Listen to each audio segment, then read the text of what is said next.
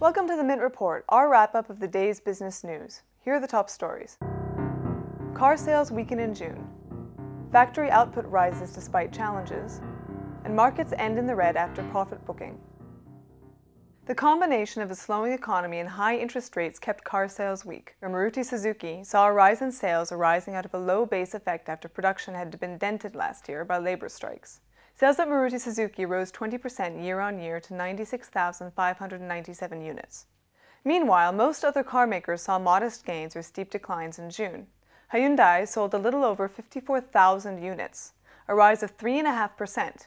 Tata Motors sales retreated 22% to less than 22,000. And Ford India saw a 21% drop in sales to 7,281. While car makers are still struggling to rev up growth, new figures show factory output has actually increased in June. The HSBC Market Purchasing Managers Index climbed to 55 in June, its highest level in 4 months. In May, it was slightly lower, 54.8. Despite the good news, several concerns remain. The survey says manufacturers are still grappling with high input costs, which have gone up since May. The other problem is low demand abroad, which has meant fewer new export orders. In other news, traditional development lender Sidbi is reinventing itself for a changing market. Sidbi stands for Small Industries Development Bank of India and has traditionally only given loans to small businesses. But under a new plan, it will pick up equity exposure up to 20% in startups with the small-scale sector. It will also be able to draw on the government's 5,000 crore India Opportunities Venture Fund. Sidbi says it has already made equity investments of up to 700 crores.